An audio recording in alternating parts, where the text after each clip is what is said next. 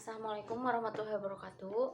Perkenalkan, nama saya Siti Amelia Nursyahrani, NPM 202191118 dari kelas C. Di sini saya akan membahas ulang mengenai mata kuliah dari manajemen pendidikan jasmani.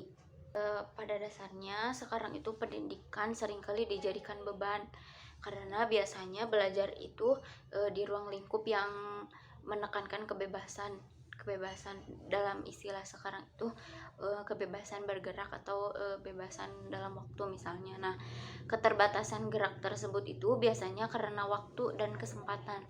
Nah, selain itu, faktor lingkungan juga itu menjadi faktor utama dalam kenyamanan belajar. Nah, jadi biasanya kalau tempat yang tidak nyaman atau tidak menarik itu biasanya itu akan membuat belajar itu akan terasa jenuh dan tidak akan berjalan sesuai dengan tujuannya. Sekarang itu banyak anak-anak yang lari ke dalam kemajuan teknologi karena faktor lingkungan yang menerbatasi untuk mereka bergerak. Nah, jadi sekarang itu anak-anak malah terjun ke teknologi seperti bermain game online. Nah, game online itu mereka tanpa memperdulikan lingkungannya. Nah, bahkan jika mereka terus-terusan bermain game online seperti itu akan menurunkan tingkat kebugaran jasmaninya. Nah, dengan menurunnya komponen-komponen kebugaran jasmani, maka secara tidak langsung itu akan mengundang beberapa penyakit ke dalam tubuh kita. Nah, kenyamanan terhadap teknologi tersebut itu akan menyebabkan penggunanya itu kecanduan dan malas bergerak, termasuk malas berolahraga. Nah, malas berolahraga itu bisa mengundang penyakit, salah satunya penyakit hipokinetik. Nah, penyakit hipokinetik itu adalah penyakit yang disebabkan karenanya malas bergerak.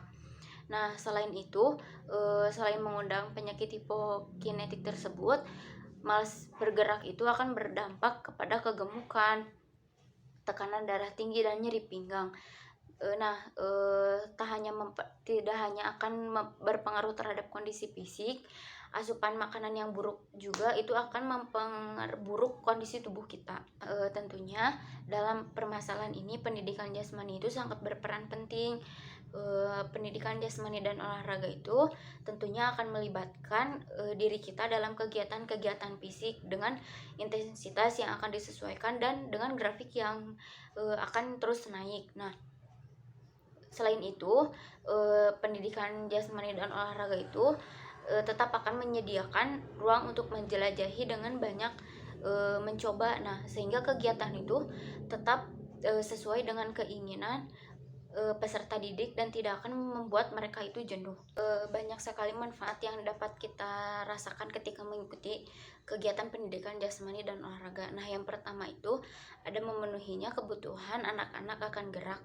Nah, dalam poin ini anak-anak dapat belajar sambil bermain melalui penyaluran untuk bergerak. Nah, semakin terpenuhinya kebutuhan akan gerak dalam masa pertumbuhan, maka akan semakin besar terpenuhinya kualitas pertumbuhan itu sendiri. Nah, poin yang kedua yaitu mengenalkan anak pada lingkungan dan potensi dirinya. Dalam poin ini, kegiatan anak-anak itu mencoba menggali lingkungan sekitarnya. Nah, pengenalan merupakan hal terpenting untuk merangsang pertumbuhan intelektual dan hubungan sosialnya. Jadi mereka itu akan belajar dan dilatih itu melalui lingkungan sekitarnya atau pengalamannya. Nah, yang ketiga ada menanamkan dasar-dasar keterampilan yang berguna. Nah, dalam poin ini pendidikan jasmani dan olahraga itu sangat berperan penting. Pasalnya untuk mengembangkan dasar-dasar keterampilan dalam kehidupan sehari-hari. Nah, lalu ada penyaluran energi yang berlebihan. Nah, yang kita ketahui itu bila kita memiliki energi yang berlebihan dan tidak disalurkan kepada hal-hal yang positif, itu akan justru akan berdampak negatif kepada tubuh kita. Nah, dengan kita ingin memiliki energi yang optimal lagi, maka kita harus melakukan istirahat yang cukup. Nah, jika kita ingin mengembalikan energi yang optimal itu, maka kita harus melakukan istirahat yang baik pula. Nah, misalnya dengan tidur yang cukup, makan yang bergizi, juga asupan lainnya seperti vitamin dan buah-buahan. Dan yang kelima itu ada proses pendidikan yang berdampak baik, eh, baik itu bagi kondisi fisik maupun mental. Dalam dasar pemikiran pendidikan jasmani juga itu peran kegiatan jasmani itu sangat berperan penting selain pendidikan umum di sekolah yang lainnya. Nah, apa sih misalnya salah satu contoh penting yang kita rasakan selain pendidikan umum lainnya?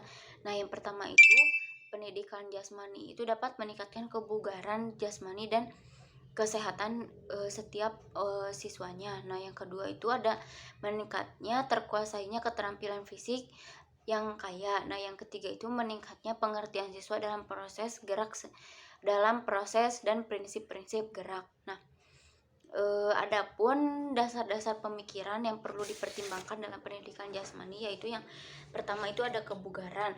Nah, kebugaran itu cukup berperan penting karena kondisi fisik kita itu harus terjaga, karena kebugaran itu merupakan porsi utama dari tubuh kita. Nah, yang kedua itu ada kesehatan, yang ketiga ada keterampilan fisik, yang keempat ada terkuasainya prinsip-prinsip gerak. Nah, ketika prinsip-prinsip gerak tersebut itu kita harus melakukannya secara benar dan tidak boleh asal-asalan. Jadi kita itu harus melakukannya itu secara runtut. Yang kelima itu ada kemampuan berpikir, dan yang terakhir ada kemampuan rasa. Nah, dalam pendidikan jasmani itu sendiri itu memiliki landasan ilmiah pelaksanaannya. Nah, yang pertama itu ada landasan biologis pendidikan jasmani. Yang kedua ada landasan psikologis dari pendidikan jasmani. Yang ketiga ada landasan sosiologis pendidikan jasmani. Nah, di sini banyak sekali yang masih berpikir atau bertanya-tanya apa itu perbedaan dari pendidikan jasmani, pendidikan olahraga, dan pendidikan kesehatan. Apakah sama atau apakah berbeda? Nah, di sini pendidikan jasmani, pendidikan olahraga, dan pendidikan kesehatan itu memiliki perbedaan. Nah, pendidikan jasmani adalah proses yang memanfaatkan aktivitas fisik untuk menghasilkan perubahan holistik dalam kualitas individu, baik dalam fisik, mental, serta emosional. Nah, jadi dalam pendidikan jasmani itu lebih menekankan pada pengembangan keterampilan motorik dasar dan memperkaya perbendaharaan gerak. Nah, lalu di pendidikan olahraga, yaitu pendidikan yang membina agar menguasai cabang-cabang olahraga tertentu.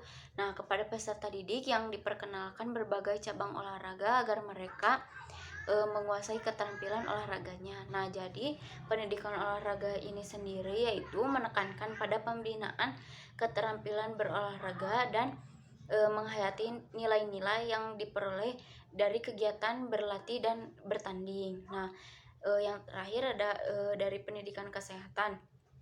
Nah, pendidikan kesehatan adalah suatu proses yang menjembatani kesenjangan antara informasi dan tingkah laku dari kesehatan. Nah, pendidikan kesehatan memotivasi seseorang itu untuk menerima informasi kesehatan dan berbuat sesuai dengan informasi tersebut agar mereka menjadi lebih tahu dan lebih sehat. Jadi pendidikan kesehatan adalah usaha yang diberikan berupa bimbingan atau tuntunan kepada seseorang atau anak didik tentang kesehatan yang meliputi aspek pribadi maupun aspek fisik, mental, atau sosial agar dapat berubah dan berkembang secara harmonis. Hanya itu yang dapat saya sampaikan. Mohon maaf bila ada kesalahan. Wassalamualaikum warahmatullahi wabarakatuh.